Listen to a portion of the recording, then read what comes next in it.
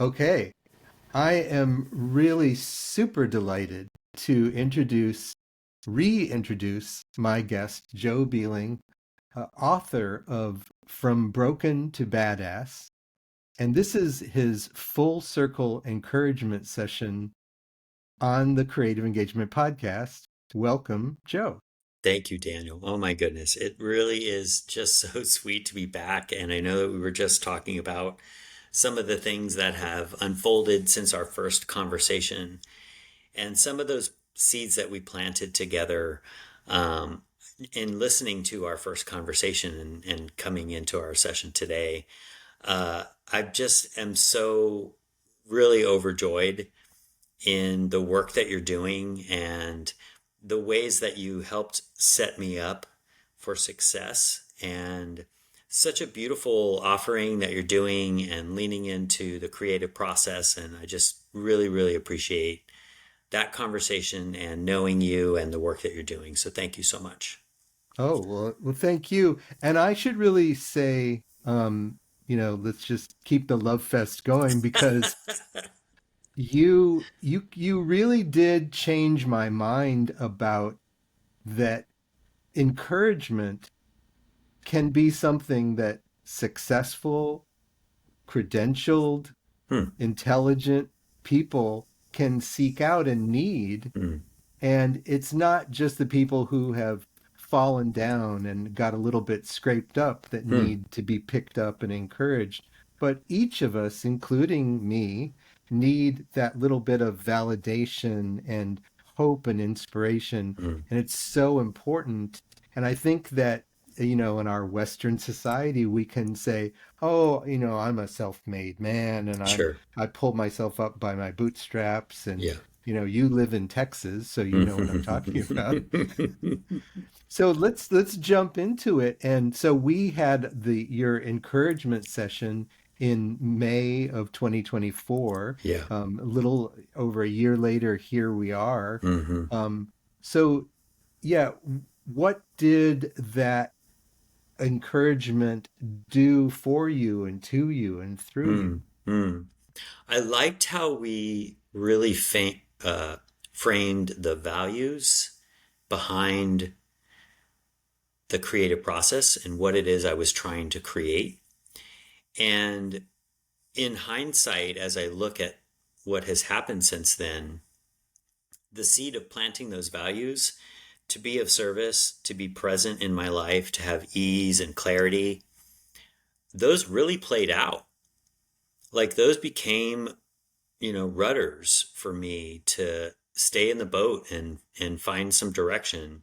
And it's not the direction I initially intended, but the arrived destination is very powerful. And I wrote a book. I mean, it's like that Yeah. was unexpected. And instead of writing all these courses, that our original conversation was around how do I have impact into and for other people? How am I going to create something that people will say that has value? And what I found was I was trying to have a conversation with other people about what they value.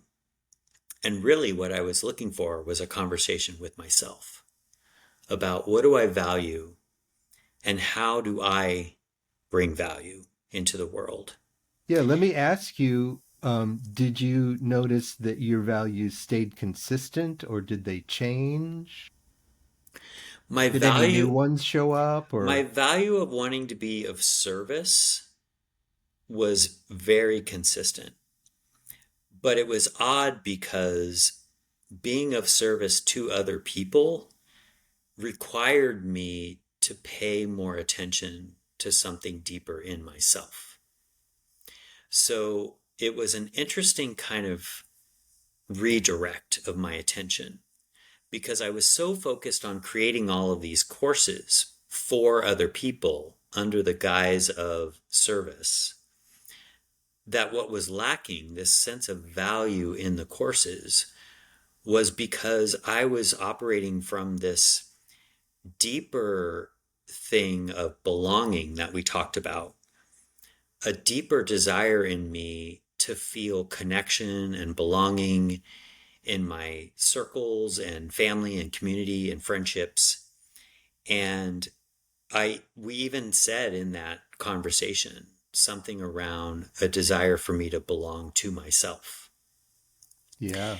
And that is something that became the focal point of this last year in writing the book was, who am I? Why am I here? Do I matter to myself? And what does all that mean? Yeah, it's interesting because we can it sounds like you had identified some good values for Mm, you. mm-hmm. You use them as your North Star, Yeah. and then you had to work through, well, wait a minute, are the things that I think going to bring me closer or let me live my values, Mm-hmm. are those true or are they distractions? Are Mm-hmm. there false flags that I need to tease out? Mm, And it is a very interesting journey to say like how do I keep moving towards these goals in a mm. way that I feel good about and feels true. Yeah. And one of the false flags for me was all the trying to like be better, do better, offer something better, give something, create something. And all of that trying and effort became a focal point of my book, which was, what am I like? What's all this drive about, you know? And underneath of that drive was this sense of self worth, lacking self worth, or that I have value. And one of the premises of the book is that we have all of these protective, coping, adaptive strategies of our personality that have all of this energy of drive to get somewhere. And I really got curious about what's going on, you know? And where it took me was this deep place of, for me, religion planted a seed that I'm a sinner, right? Like something's wrong with me. And that inquiry of like, something's wrong with me just took me on this whole journey around the relationship to the parts of me that show up to prove that I'm a good person, to try and make something of value, being driven by this underlying fear or concern that something's wrong with me. I need to prove myself. So it's interesting. The it sounds as though the internal family systems IFS Mm-hmm.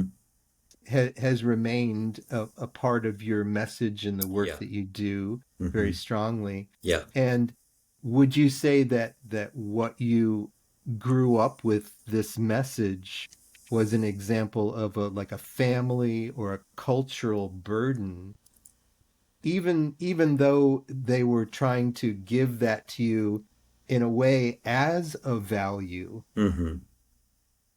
it became sort of the burden of we're going to label you as sinner. Yeah.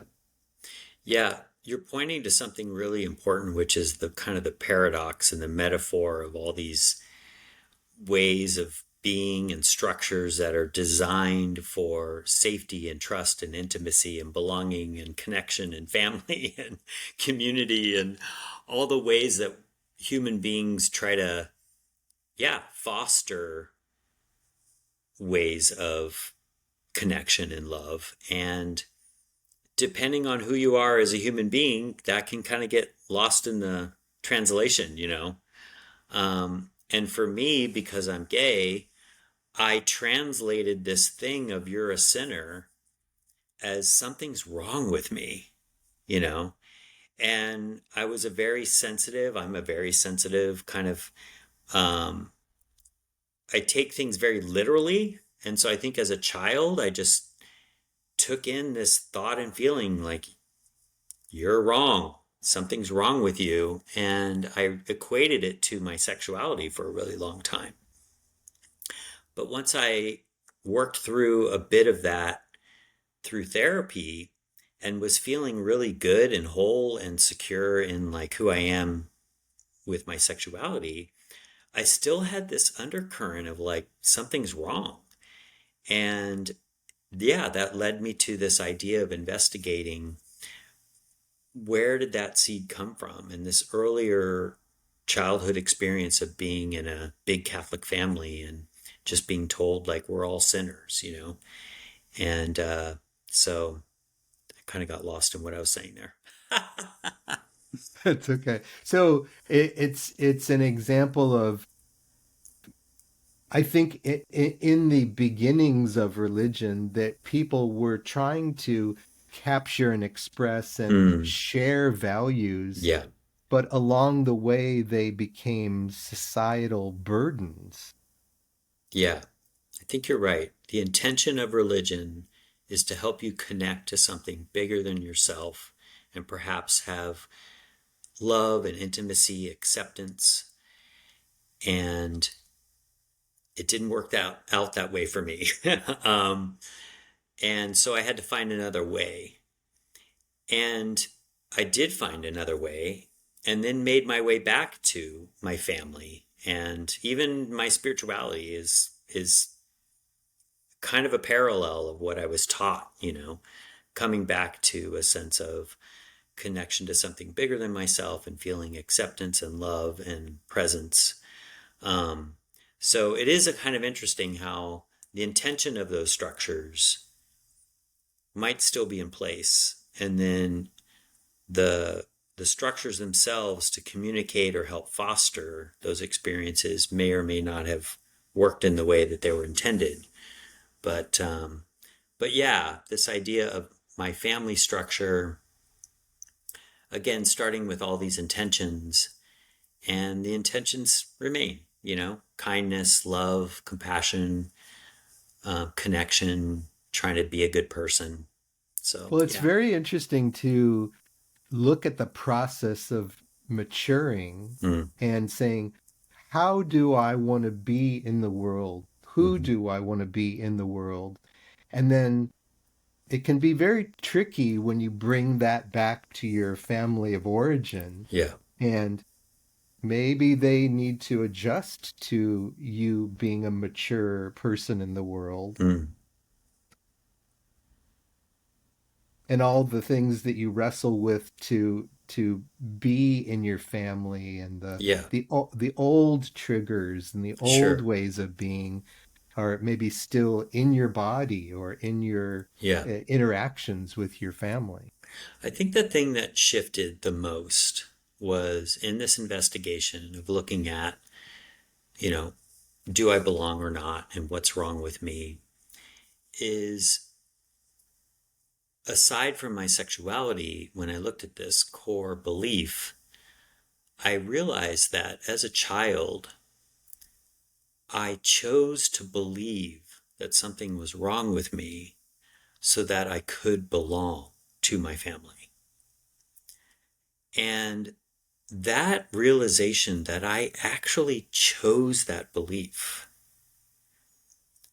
was very empowering because I realized that was a choice I had to make as a child. And it was a good choice to make and to belong so that I could feel loved and feel connection and be like my family and my community. Those are huge, like relational, significant survival things that we need as human beings. And, but now as a grown man, first of all, realizing that I chose that belief was significant because I realized that I can choose not to believe that now. I can choose to not believe that something's wrong with me in order to belong. And what I arrived at was it's like Dorothy from the, you know, waking up. You were there all along, right? Like, oh, I am a good person. I am pure love and joy and light and all the things. And I have been trying to prove that to myself. And my family has seen that in me the whole time, right?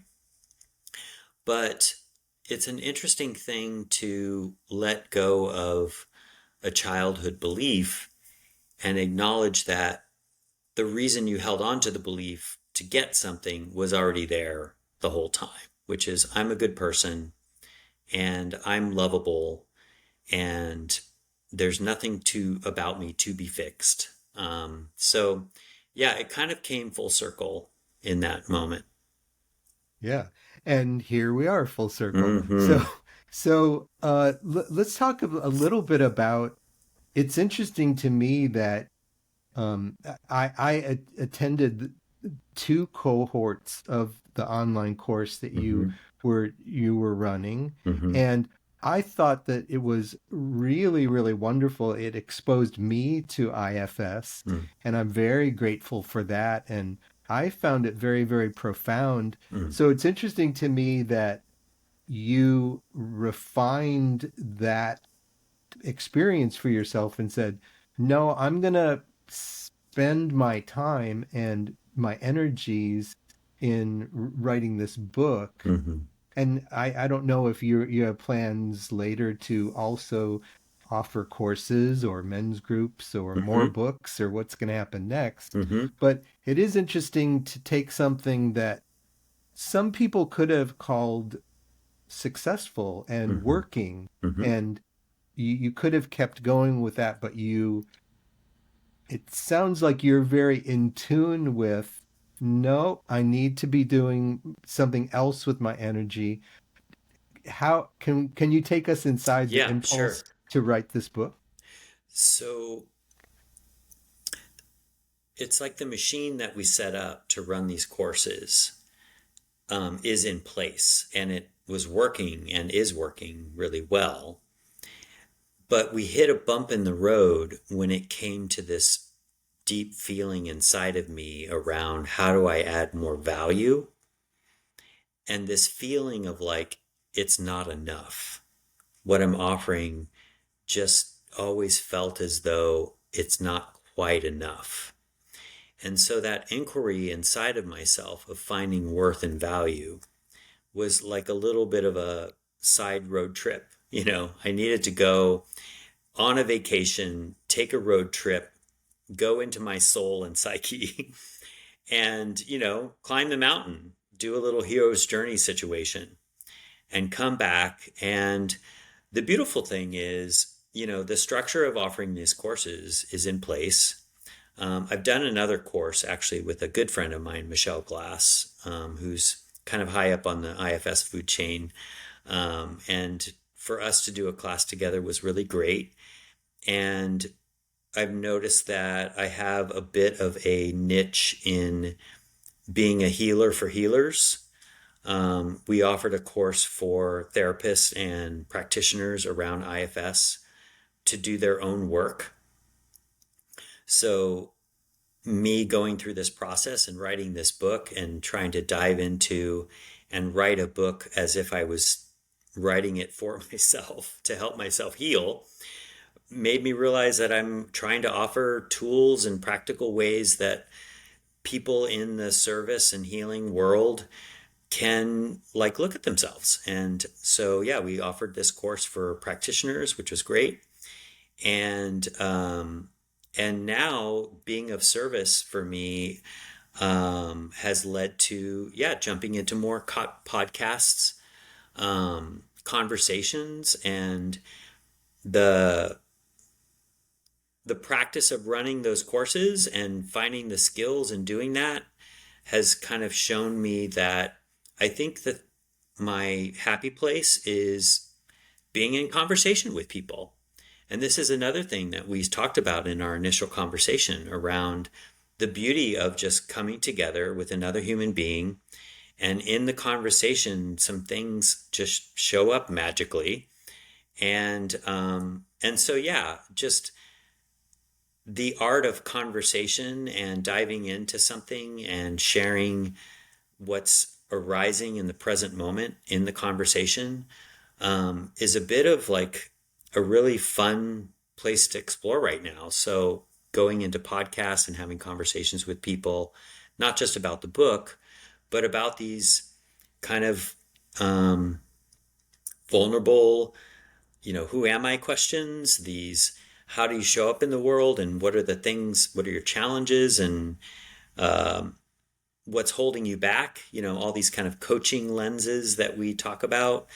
Right. Just being in live conversation with people about this stuff has been really, really a fun passion. Yeah, I think it is really so helpful to kind of unpack these moments Mm, of the barriers to transformation yeah. and hear like, oh, isn't that interesting that Hmm. Joe didn't sort of just let the course be the course and then Mm, rest on his laurels hmm. and let that run for 10 years. Yeah. And no, he was really interested in being true to his values. Mm, That's so interesting. Can you, a lot of this podcast, mm, aside from focusing on things like encouragement, is about creativity. yeah. So what was the experience of taking the ideas that are in the book and making sure that you were capturing them? What was the writing, the creative aspect of what did that feel like as it Mm. was unfolding? So, one of the things we talked about in our initial conversation were some of the kind of the hurdles and the challenges that I might have in the creative process. And I mentioned to you that I'm a bit of a control freak and that, I Oh, lack maybe organizational skills and this idea of asking for help, not trying to just do it all myself or just micromanage everything. Well, in writing the book, all of that showed up. do you think of yourself as a perfectionist?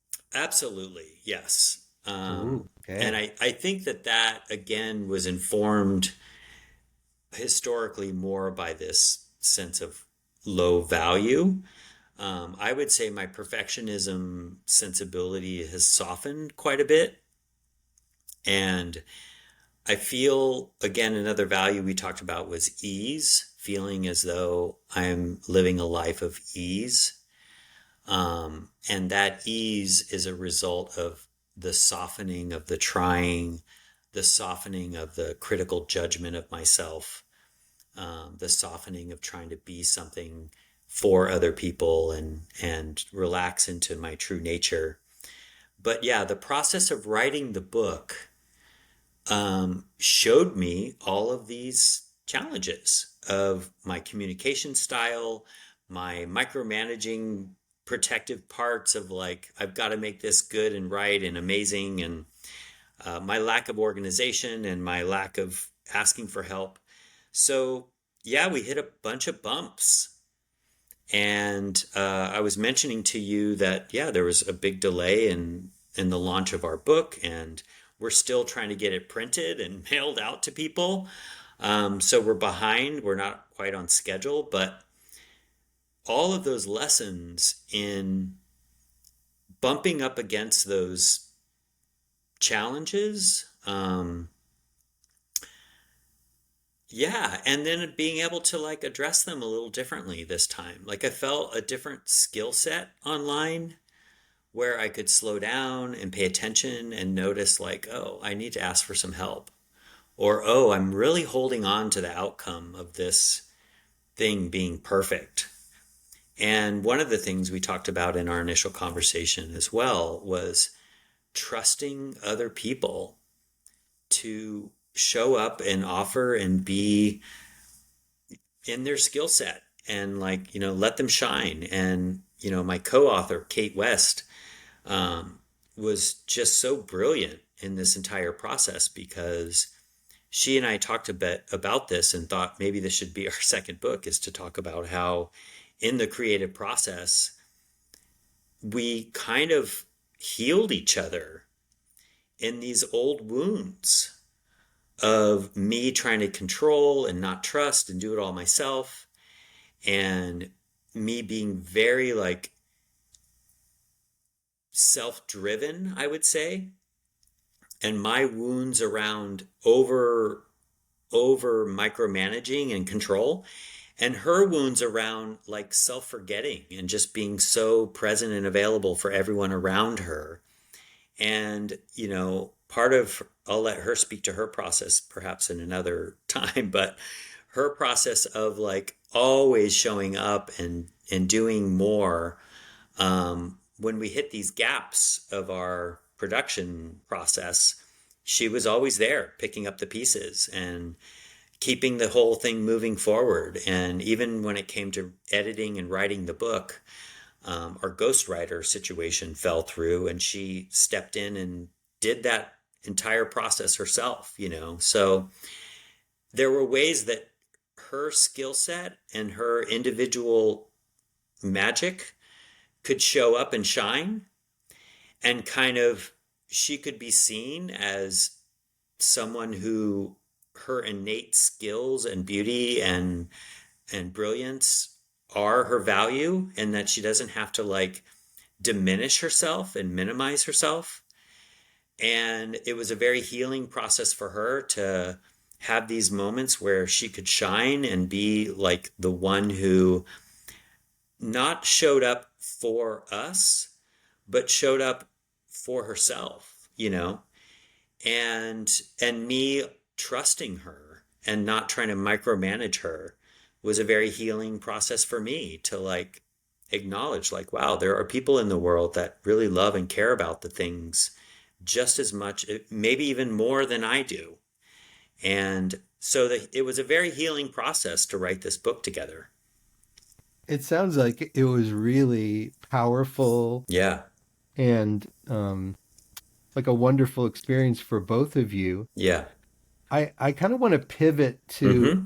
to like take us from the title. I'm getting that this book is about empowerment Mm. and healing. Yeah. Some of the things that you experienced as you were writing it. Yeah.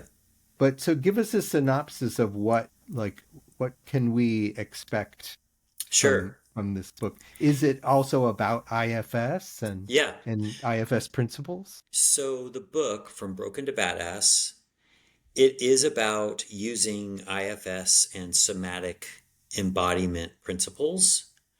So on the surface, it looks as though and feels as though it's like a personal growth book with personal stories and tools and affirmations and meditations about how do I work with these kind of adaptive, high level coping strategies of being a human being, right? So in IFS, these kind of protective mechanisms of the mind that come online to help us navigate the world and like find acceptance, love, and connection. And then we dive deeper into what's underneath all those mechanisms. Who are you underneath those places? And tools and practices to help you kind of heal from those vulnerable wounds that you might have suffered, the impact of life, basically. And then a message of hope at the end that, you know, it's possible that as a species, human beings are on this course of conscious evolution. That what if we start to move into a society where we're all more healed from our trauma, and we're functioning on levels of compassion and consciousness and awareness where we're coming back into community and collaboration with each other, so that some of these issues and challenges that we have in our current experience around power differentials and like oppression and the shadow of life and humanity kind of being dominant, if we can go into ourselves and heal and show up in the world from a place of kind of presence and awareness and compassion and do that work inside, it won't be reflected externally. And we can kind of move more towards what we believe we're all meant to be doing, which is enjoying and creating and collaborating and expressing the more higher aspects of ourselves, beauty and creativity and, um, more joy, more love, more light, more music, more art, and yeah, more connection and community. May it be so. Yes. Yes. What a wonderful vision. Mm. And do is the target sort of reader for this? Do they need to have studied IFS So to? we really wanted to direct the intention of this book with a really broad appeal. Um, there are a lot of really high quality books on IFS out there right now. So we did some basic overview of IFS with some broad strokes.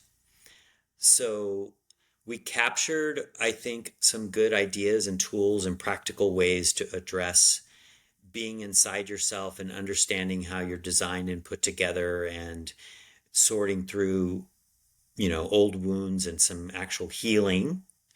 And I think we also did a really good job offering to practitioners and folks that are familiar with IFS some nuanced things around embodiment and really paying attention to, um, your body and your energetic expression. And, Kate's whole world, has to do more with yoga and Kundalini awakening and energetic expression of the body. And so that's folded into the book, which I think is very powerful. And then we also offer some nuanced things around IFS, which aren't talked about as much. For example, we really dive into what we call protective fears. And these mechanisms of protection that inform your cognitive structures that help you protect yourself, navigate the world, that, inform your triggers. Those protective mechanisms are all informed by a whole subset of fears we call protector fears. And so we did a whole section on breaking all that down and helping people understand the fundamental fears that are driving your protective mechanisms. Because when you understand the reason why you're so afraid and why you're behaving this way, you can kind of address the fear rather than just address the symptom of the protective mechanism. So I think we tried to cover some good bases and offer a really good foundational book, that will speak to a number of audiences. So I'm hoping people really like it. Well, I'm very curious to ask you what words of encouragement you might offer that would bring us into your vision of how do we transform Mm. ourselves and our society and our families towards what you were describing about making improvements, reframing Yeah. things. Hmm. Give us a masterclass in encouragement. Awesome. My original question to myself used to be, how do I belong? And it was a relational question. So, who do I belong to? And who's the me that's trying to belong to something else? And what I would propose is that you investigate your relationship to yourself. So, not what you do in the world, but how you're being in the world. And when I shifted my sense of myself to trying to prove my worth as doing more or being more or trying harder, and soften into just essentially learning how to love myself, self love, acceptance, less judgment, more a sense of compassion for the life journey that I've been on, and to just acknowledge and say, okay, I can see you made those choices. It makes sense that you did that. And to forgive myself for those choices and to acknowledge that they were probably necessary to do that to get where I am today. So I would say focusing on the being and less on the doing. I would say a sense of living in the present moment and explore what does that mean to you? Because before, I would think living in the present meant I was less distracted, less mental noise, and I was paying attention more to what was happening in the present moment, which is fine. And I think that's important to pay attention to what's happening in the present moment. But I wasn't living in the present moment. I wasn't experiencing in my body the sensations, the sensory data of like sights and sounds and smells, and the impact of like conversations with people that I care about, and intimate times of enjoying food together with my family, or, you know, even going to church and noticing that my brother and my mom love that so much. Like it fills them up, right? And being happy for them, and less focused on all these rules and beliefs that kept me separate from enjoying the present moment as it is.